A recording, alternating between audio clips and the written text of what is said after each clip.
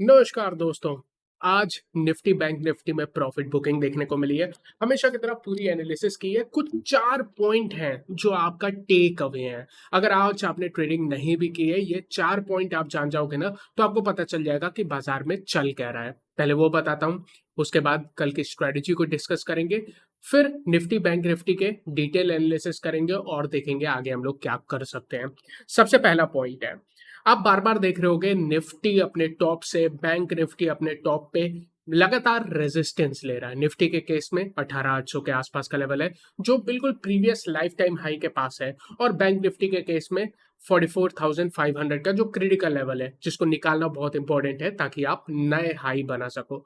दोनों के आसपास बड़े ही दिनों से लगातार रेजिस्टेंस ले रहा है। पहला पॉइंट नोट करिए। दूसरी बात है, कई लोग कह सकते हैं आज की जो गिरावट है वो एक्सपायरी की वजह से है, और जो गलत बात नहीं है। हाँ, बहुत हद तक आज की गिरावट एक्सपायरी की वजह से है। कल मैंने आपसे चर्चा की थी, निफ्टी के केस में पुट कॉल रेशियो 1.35 1.37 था। मैंने बोला तो ऑलमोस्ट ओवरसोल्ड है। आज आरबीआई की पॉलिसी थी, उसके पहले निफ्टी अच्छा खासा ऊपर मूव कर गया। वो पुट कॉल रेशियो 1.45 1.5 की तरफ बढ़ गया, जो कि डेफिनेट ओवरसोल्ड था। डेफिनेटली आज के गिरावट में बड़ा हाथ है एक्सपायरी का, लेकिन क्या ये सिर्फ एक्सपायरी का इफेक्ट है? उसका आंसर है नहीं। कैसे पता मुझे?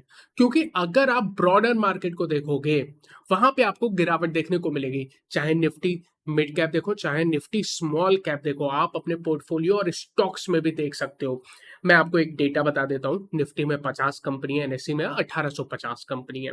उसमें आप देखोगे आज एडवांस डिक्लाइन, एक शेयर जो बढ़ रहा था ना, उसके सामने दो शेयर गिर रहे थे। इतना खराब एडवांस डिक्लाइन ब्रॉडर मार्केट की ब्रेथ हमने पिछले एक हफ्ते में तो नहीं देखी है। ये निगेटिव संकेत है। ये आपको बताता है कि ऐसा नहीं है सिर्फ एक्सपायरी का इफेक्ट है, इसमें कुछ कैश बेस्ड बिकवाली जरूर हुई है। तीसरी बात है, और जो सबसे इंपॉर्टेंट पॉइंट है, ये आपको जानना ही जानना है। निफ्टी के केस में और उससे भी ज्यादा बैंक निफ्टी के केस में आज की जो गिरावट है ना, उससे स्ट्रक्चर चार्ट का कमजोर हो चुका है।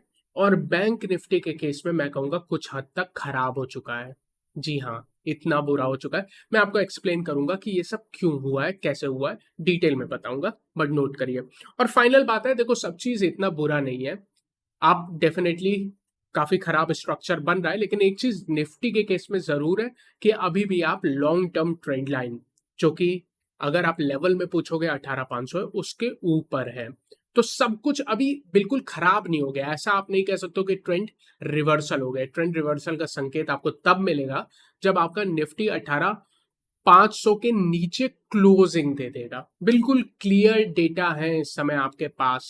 जब तक ऐसा नहीं होता तब तक आप मान के चलो कंसोलिडेशन हो रहा है और थोड़ी शॉर्टर टर्म में वीकनेस है। अब सवाल है कि ये वीकनेस क्यों हो सकती है अगर वीकनेस है। सबसे पहले कुछ इंपॉर्टेंट न्यूज जो आपको पता होने चाहिए। आज आरबीआई की पॉलिसी हो गई और पॉलिसी अच्छी थी। अभी तक आपने हेडलाइन पढ़ लिया। मैं सिंपल शब्दों में कहूंगा पॉलिसी बिल्कुल अच्छी थी, कोई खराब बात नहीं थी। दो न्यूज आपको और पता होनी चाहिए। 13 जून और 14 जून। 13 जून को महंगाई दर का डेटा आएगा, किसका? भारत और यूएसए का। 14 जून को यूएस का फेडरल रिजर्व डिसीजन लेगा इंटरेस्ट रेट पे। इतने सारे डेटा के बाद अब हम डिटेल में जाएंगे और एनालिसिस करेंगे। जो भी इस चैनल में नए हैं, हम लोग क्या करते हैं यहाँ पे, डेटा के बेसिस पे अपनी डिसीजन लेते हैं, स्ट्रेटजी बनाते हैं कि अगले दिन हम लोग क्या करने वाले हैं। बेसिकली हम लोग क्या नहीं है, हम लोग व्लॉगर नहीं है जो आप बाकी जगह देखते होगे इंटरनेट पे।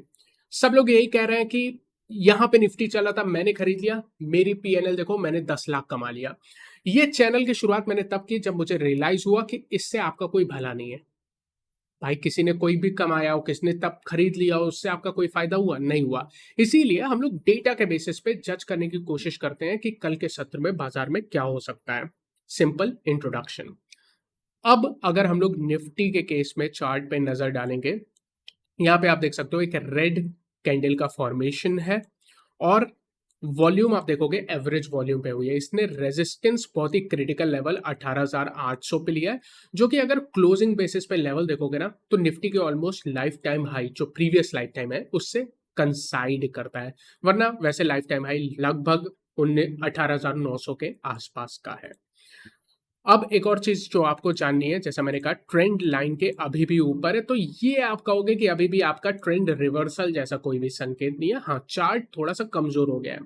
अच्छा, कमजोरी आपको निफ्टी के चार्ट पे डायरेक्टली उतनी नहीं दिख रही होगी, लेकिन अगर मैं आपको निफ्टी के फ्यूचर का चार्ट दिखा दूं, यहाँ पे जो फॉर्मेशन हो रहा है ना, वो एक डार्क क्लाउड कवर का फॉर्मेशन हो रहा है। डार्क क्लाउड कवर बेसिकली आप मान लो कि बेयरिश एनगल्फिंग की छोटी बहन होती है। बेयरिश एनगल्फिंग क्या होता है? एक ग्रीन कैंडल बनी होगी और उसके बाद एक बड़ी सी रेड कैंडल होगी जो इस पूरी ग्रीन कैंडल को खा लेगी। ये होती है बेयरिश एनगल्फिंग। अब डार्क क्लाउड कवर क्या होता है? एक ग्रीन कैंडल होगी, उसको पूरी तरह से नहीं खाएगी, लेकिन उसके ऑलमोस्ट 60 to 70% एरिया को कवर कर लेगी एक रेड कैंडल, जैसे आप यहाँ पे देख सकते हो। इसको कहते हैं डार्क क्लाउड कवर। ये भी निगेटिव होती है, लेकिन बेरिश एनगल्फिंग जितनी निगेटिव नहीं होती है। ये आपको समझना है।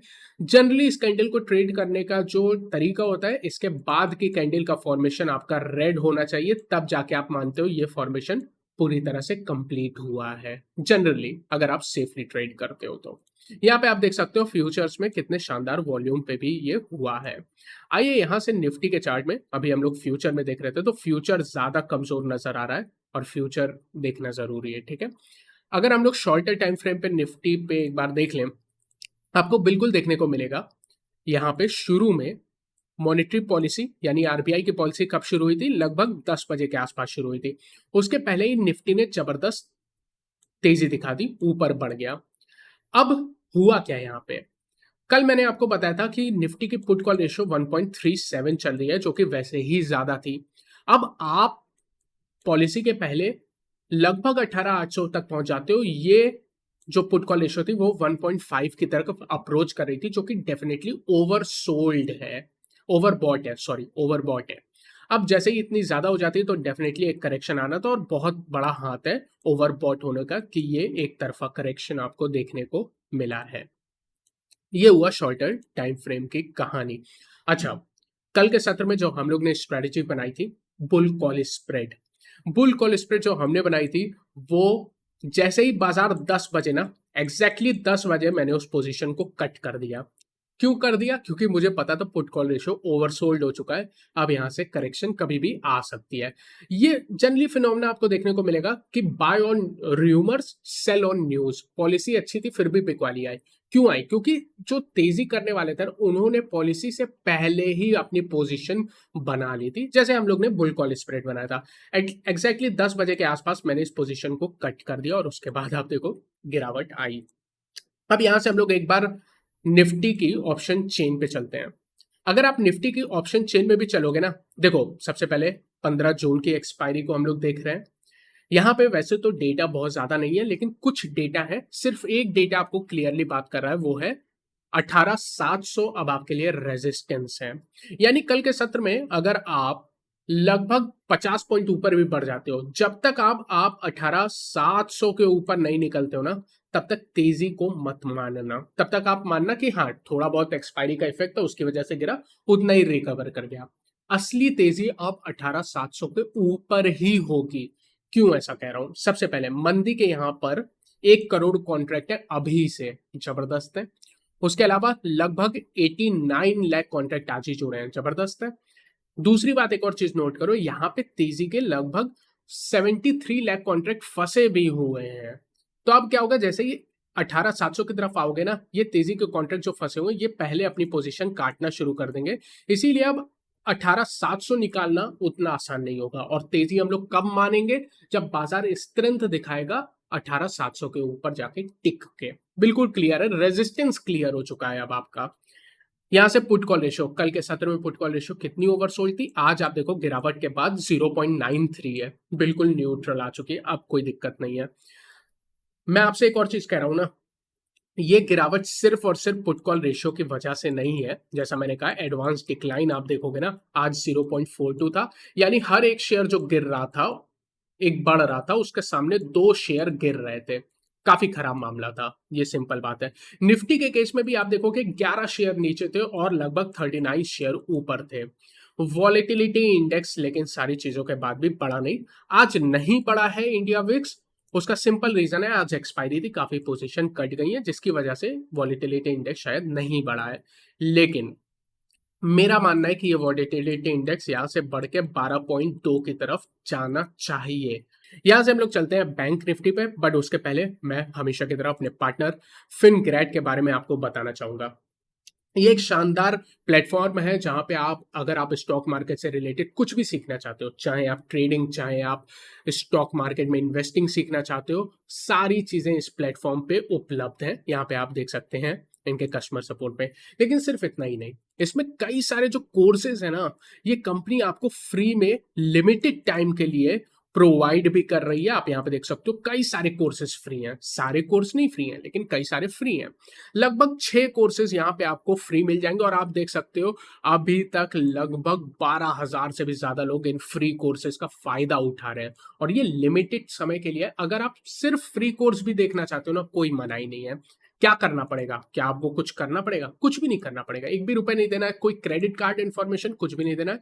फ्री कोर्स पे क्लिक करना है। यहाँ पे कई सारे कोर्स हैं, आप उस पर क्लिक करोगे, आपकी गूगल आईडी मांगेगा, बस ईमेल आईडी आपको मांगेगा और आपके फ्री कोर्स यहाँ से स्टार्ट हो जाएंगे। फॉर एग्जाम्पल अगर हम लोग यहाँ पे क्लिक करते हैं और आप देख सकते हो कंटिन्यू लर्निंग पे क्लिक करेंगे और फ्री कोर्स स्टार्ट हो गया है। इतना सिंपल है। मेरी गूगल आईडी पहले से ही है, आप एक बार इसको देखना, मैं लिंक डिस्क्रिप्शन में डाल दूंगा।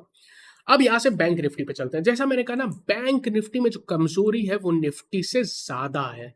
रियल कंसर्न जो है वो बैंक निफ्टी है। मैंने बोला कि चार्ट स्ट्रक्चर खराब हो गया है निफ्टी का, बैंक निफ्टी का, वो आप देख सकते हो।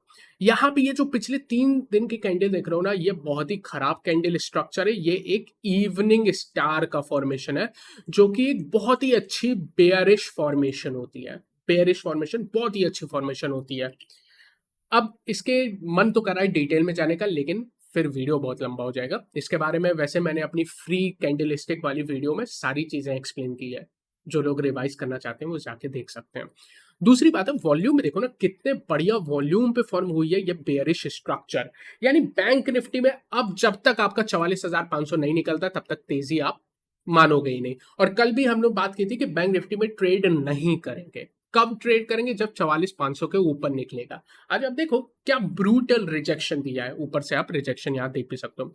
कल एक और चीज की चर्चा की थी जिसको आज मैं फिर से रिपीट करना चाहूंगा, वो है बैंक निफ्टी में मोमेंटम डेफिनेटली खराब है, निफ्टी में नहीं है। बैंक निफ्टी में कल भी बोला था निगेटिव क्रॉसओवर हो गया है और निगेटिव डाइवर्जेंस बढ़ता जा रहा है। ये बैंक निफ्टी को बोल रहा है आप लाइफ टाइम हाई की तरफ जाके मोमेंटम लूज कर रहे हो। इसीलिए नेकेड पोजीशन हम लोग बना नहीं रहे थे तेजी की पहले से ही। और यहाँ पे डेटा भी आपको, इंडिकेटर्स भी एग्जैक्टली सेम बात आपको कह रहे हैं।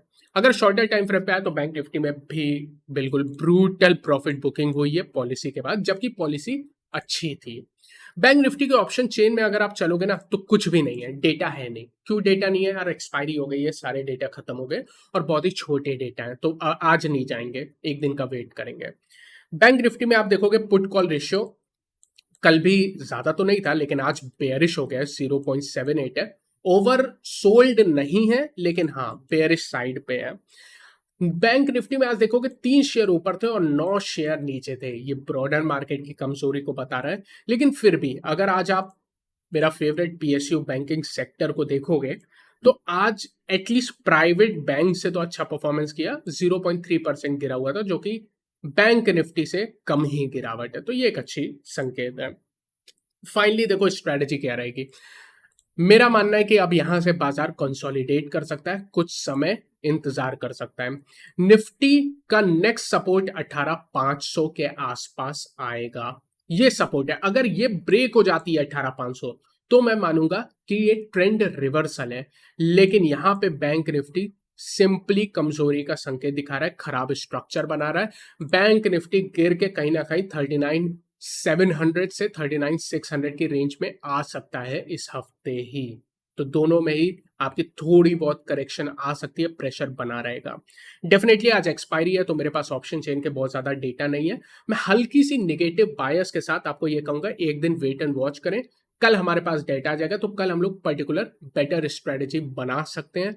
लेकिन मैं सिंपली कह रहा हूं अभी भी ये समय नहीं है जहां पे आपको नेकेड पोजीशन से ट्रेड करना चाहिए। अगर आप तेजी के साइड ट्रेड करना चाहते हो जो स्ट्रेटेजी बेहतर होंगी वो बुल कॉल स्प्रेड टाइप की स्ट्रेटेजी होंगी। बुल कॉल स्प्रेड पे मैं एक वीडियो लास्ट में लगा दूंगा। आप लोग कमेंट सेक्शन में पूछ रहे थे सर कैसे बनाते हैं, क्या बेनिफिट होता है, क्या ये इस स्ट्रेटेजी से बेटर है, सारी चीजें मैं कवर कर चुका हूँ। वीडियो मैं इस वीडियो के लास्ट में उसको लगा दूंगा एंड स्क्रीन पे, आप जाना देखना उस वीडियो का लास्ट 12 से 15 मिनट फुल कॉल स्प्रेड के बेसिस। जो इंटरेस्टेड है स्ट्रेटेजी से ही ट्रेड करना पड़ेगा इस मार्केट को, जो सीखना चाहते हैं वो वहां से सीखे। कल डेटा आने के बाद हम लोग पर्टिकुलर स्ट्रेटेजी बनाएंगे। आज के दिन हमारी स्ट्रेटेजी क्या है, वेट एंड वॉच है और हल्का सा स्ट्रक्चर देखने के बाद निगेटिव बायस के साथ जा रहे हैं। उम्मीद करता हूं ये ओवरऑल एनालिसिस आपको पसंद आई है। अगर ऐसा है तो इसको लाइक करें, चैनल को सब्सक्राइब करें। I see you again tomorrow, take care.